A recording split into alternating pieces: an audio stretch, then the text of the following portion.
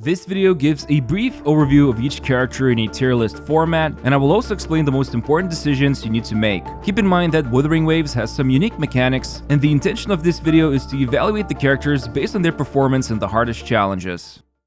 One of the first free characters you will obtain, Chixia, is a great newbie-friendly unit that can unleash a lot of ranged attacks, and she can deal especially strong damage with her skill, which needs to be built up over time to deliver the most powerful version of it. On the flip side, she does require a decent amount of field time, and because she's a ranged user, she cannot parry enemies, although she does have good dodging built in. However, she does need to channel her skill, which leaves her vulnerable to interruption. Still, I do recommend watching this video till the end, because I will explain character roles and team building basics, and besides, these tier assignments are only initial, and it's better to understand the overall goal of the game instead of relying on these evaluations. One of the more interesting characters in the game, Yangyang provides some strong support abilities such as her outro skill, which is when you switch out the character, and this skill will restore energy to the next character you switch to, which means they will be able to unleash their ultimate faster. On top of that, she can also group up enemies in several ways, which can be useful in multiple enemy rooms in endgame challenges such as Tower of Adversity. Still, her damage output is pretty mediocre, and she also wants to utilize her Melody's Forte Circuit ability, but it requires her to land the final basic attack combo, which can sometimes be hard to pull off against more aggressive enemies. Still, she's another free character you will obtain very early into the game, so she can be great to play with. So, Aalto has a very unique playstyle, where he will place these misty gates, and if you shoot through them, the damage will be better. And in addition, if he moves through the gate, he can gain movement speed and deal special attacks. Basically, his playstyle is very peculiar, but the thing he is most known for would be the arrow damage boost he can provide with his outro skill. And since there are multiple elemental damage types in the game, he can provide damage boosting for arrow characters such as Jiyan. Still, it's hard to evaluate him right now due to his demanding playstyle, and there are better buffers for Jiyan, so it's not clear how good is Aalto's potential, at least as of now.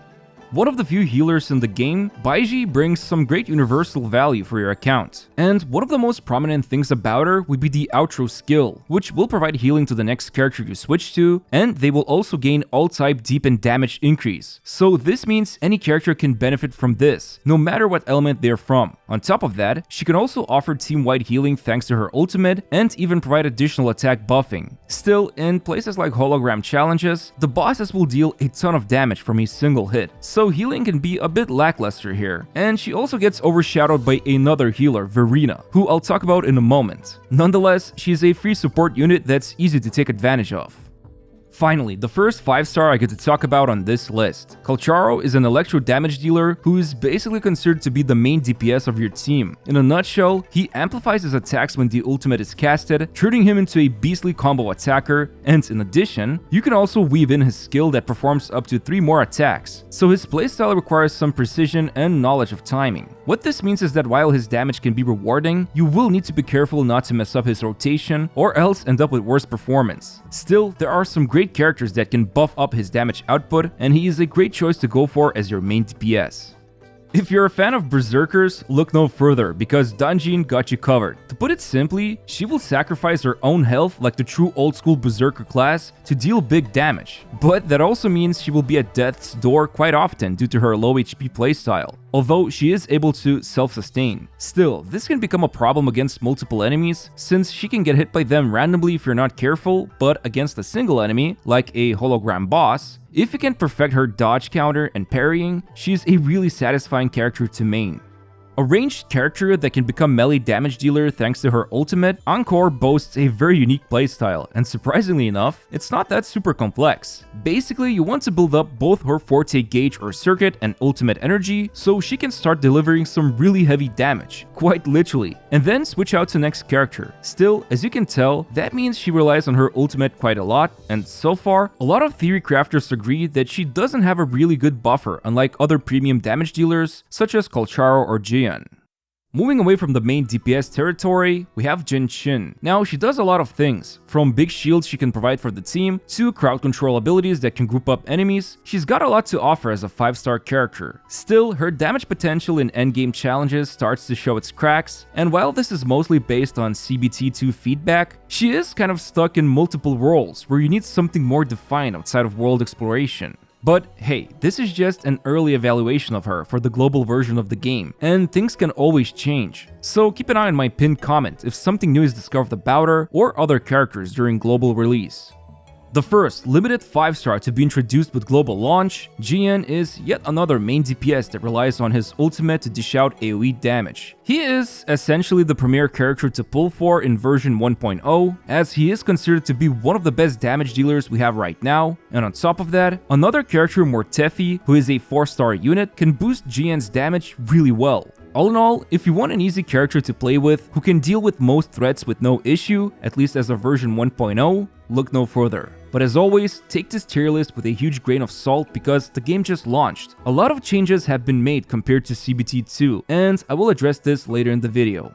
If you love air juggling in action games, then Lingyang is the man for this job. As someone who mained him in CBT2, I really enjoyed his playstyle, but at the same time, his air combos felt restrictive at times. And for this reason, while this video was made in anticipation for the global launch, it's hard to say if his attacks missing hitboxes on enemies have been addressed. So for now, his rating is lowered, as many others would agree. But again, this might change and I will address this in the pinned comment or a follow-up video. Nonetheless, Lingyang offers one of the most unique playstyles in Wuthering Waves, and if you can get behind his playstyle, he can feel very rewarding to play.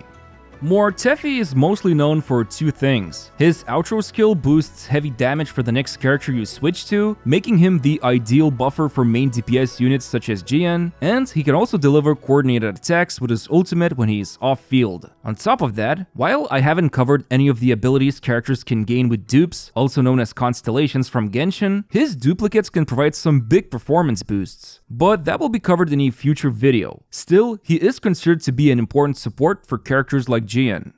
Every gacha game needs a main character, and Rover will be the leading man or woman for Wuthering Waves. And right now, Rover has access to Spectro element, which, like in Genshin, defines the entire kit of the main character, depending on which element they are attuned to. And one of the cooler abilities Spectro Rover can unleash is a time bubble that stops enemies inside it, but at the same time, he or she can provide some good damage and utility. On top of that, you can obtain all of the sequence nodes or constellations for Rover for free, so a great way to experience his or her full potential. Although, like with most games, main DPS units will most of the time outperform this character at some point in the game, unless some secret crack team is discovered.